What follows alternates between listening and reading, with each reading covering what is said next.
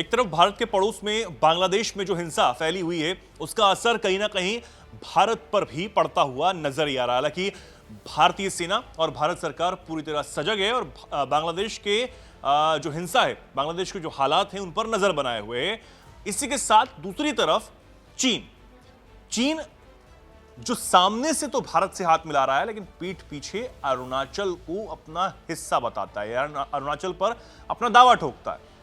लेकिन एक और देश है पाकिस्तान, जो चीन के साथ भी है और बांग्लादेश में भी अपनी जो जड़ें हैं वो बनाने की भरपूर कोशिश कर रहा है।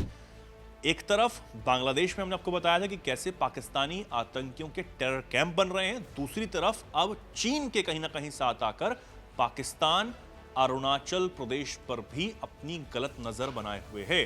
क्या कुछ जानकारी है कैसे अब जो पाकिस्तान के आतंकी हैं वो अरुणाचल पर भी अपनी नजर बनाए हुए हैं, क्या कुछ वहां पर कर रहे हैं उसके आसपास समझेंगे। मेरे साथ सोनम मौजूद है। सोनम, क्या कुछ चल रहा है, क्योंकि अब तक बात हर जगह जो है वो बांग्लादेश की हो रही है, लेकिन अरुणाचल में क्या कुछ चल रहा है? बिल्कुल चेतन, जहां एक तरफ बांग्लादेश में जो स्थिति है वो बेकाबू होती हुई नजर आ रही है, जहां माइनॉरिटीज को टारगेट कर कर कर उनको चुन चुन कर निशाना बनाया जा रहा है, उसी बीच अब अरुणाचल में जो है एक जासूसी नेटवर्क पर बड़ा खुलासा हुआ है और इसमें दरअसल कहा जा रहा है कि जो पाकिस्तानी कनेक्शन है वो भी सामने आ रहा है और जो चीन की जो हरकतें हैं, चीन की जो उस पर भी नज़र लगातार सुरक्षा एजेंसियों की बनी हुई है और यहाँ बॉर्डर एरिया में जो गतिविधियाँ चल रही हैं उसको लेकर अब एजेंसियाँ पूरी तरह से सतर्क होती हुई नजर आ रही हैं। दरअसल पाकिस्तान, चीन और बांग्लादेश की नज़दीकियां हमने बीते दिनों देखी, जब पाकिस्तान के अधिकारी बांग्लादेश पहुंचे और लगातार हमने भी रिपोर्ट किया कि बांग्लादेश की धरती का इस्तेमाल कैसे भारत के खिलाफ हो रहा है। आईएसआई वहां पर एक्टिव है और लगातार जो चीन और बांग्लादेश की जो नज़दीकियां हैं वो भी बढ़ती हुई दिख रही हैं। इसी बीच अब ये खबर सामने आई है कि अरुणाचल प्रदेश में एक जासूसी नेटवर्क के खुलासे पर यह खबर है और जो सीमा से जुड़ी गतिविधियां हैं उसको लेकर सुरक्षा एजेंसियों ने अब अपनी चिंता जाहिर की है। यहाँ पर दरअसल पिछले 10 दिनों में जो पाकिस्तान से जुड़े जासूसी नेटवर्क्स के 4 संदिग्धों को यहाँ पर अरेस्ट किया गया है। इसी बीच जो LAC यानी लाइन ऑफ एक्चुअल कंट्रोल के पास जो चीनी सेना की मौजूदगी है उसको लेकर यहाँ पर जानकारी दी गई है और पुलिस के मुताबिक जो गिरफ्तार आरोपी हैं वो सेना की जो गतिविधियाँ हैं और जो सेंसिटिव इंफॉर्मेशन है, संवेदनशील सूचनाएं हैं, वो पाकिस्तानी हैंडलर्स तक भेज रहे थे। इसमें ये खुलासा हुआ है और दरअसल शुरुआती जाँच में ये भी कहा जा रहा है कि इस नेटवर्क के जो है चीन से भी तार जुड़ते हुए दिख रहे हैं और एक तरह से जो चीन से जुड़े होने के संकेत भी मिले हैं। और एक्सपर्ट्स की बात करें तो यहाँ पर जो सुरक्षा विशेषज्ञ हैं वो इसे दरअसल हाइब्रिड वॉर की जो रणनीति है उसे जोड़कर देख रहे हैं, जिसमें चेतन घुसपैठ हो गया, सैन्य दबाव हो गया या फिर जासूसी हो गया, उसका इस्तेमाल किया जाता है। फिलहाल जो है राज्य के गृह मंत्री मामा नातुंग, उन्होंने सीधा सीधा कहा है कि जो भी अरेस्ट हुए हैं जासूसी गतिविधियों में उनके खिलाफ सख्त कार्रवाई की जाएगी और जो राष्ट्रीय सुरक्षा है उससे कोई भी समझौता नहीं किया जाएगा।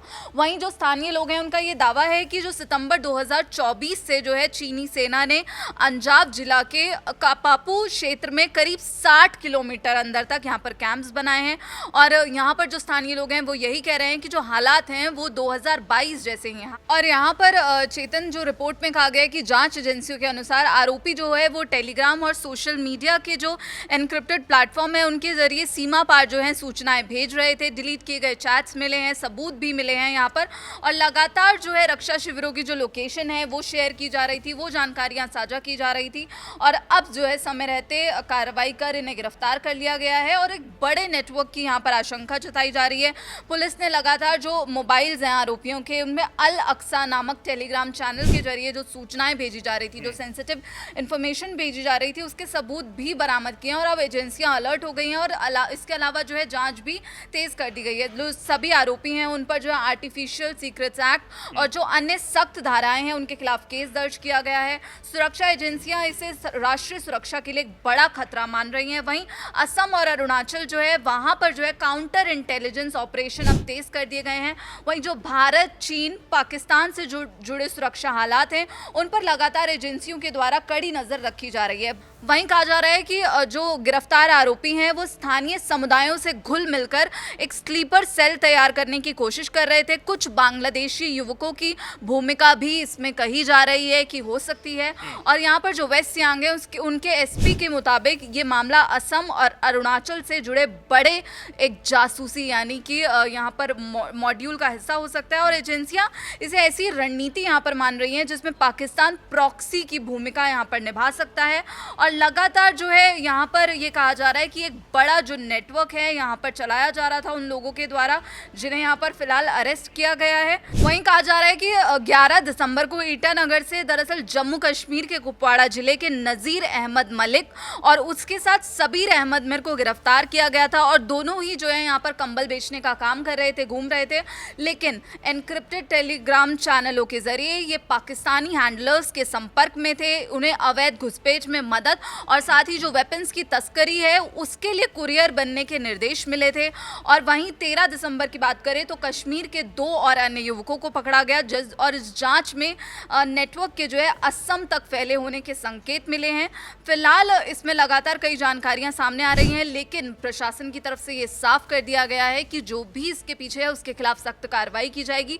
लेकिन इससे ये कि कितना बड़ा जो मॉड्यूल यहाँ पर ये बनाने की कोशिश कर रहे थे और लगातार जो स्थानीय लोग हैं उनसे घुल मिलकर यहाँ पर लगातार काम कर रहे थे, ये बताता है कि कैसे चीन, पाकिस्तान और बांग्लादेश तीनों मिलकर भारत के खिलाफ एक बड़ी साजिश रचने की कोशिश कर रहे हैं। लेकिन उसके बावजूद भी हो कुछ नहीं पा रहा, क्योंकि इन स्लीपर सेल्स या फिर जो भी हैंडलर्स हैं उनको पकड़ने की और उनसे सच उगलवाने की जिम्मेदारी हमारी जांच एजेंसियों ने ली हुई है। हमारे सुरक्षा बल जो हैं पूरी तरीके से मुस्तैद है, हमारी सेना पूरी तरीके से सजग है और जांच एजेंसियां हमारी इस मुस्तैदी से काम कर रही हैं। तभी ये नेटवर्क जो है वो उसका भांडाफोड़ हो रहा है और वो निकलकर सामने आता हुआ नजर आ रहा है। लेकिन सबसे बड़ी बात यह है कि अरुणाचल प्रदेश में भी जिस तरीके से अब तक जो घुसपैठ की कोशिशें हो रही थी या फिर अब जो जासूसी नेटवर्क है उसका भंडाफोड़ हो रहा है, उससे समझ आता है कि पाकिस्तान न सिर्फ जम्मू कश्मीर बल्कि अब अरुणाचल वाले क्षेत्र में भी अपनी गलत हरकत से बाज नहीं आ रहा।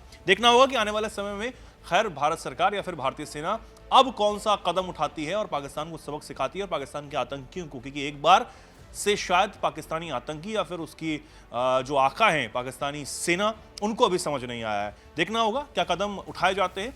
फिलहाल आप बनी रहे हमारे साथ, देखते रहिए दैनिक जागरण। नमस्कार।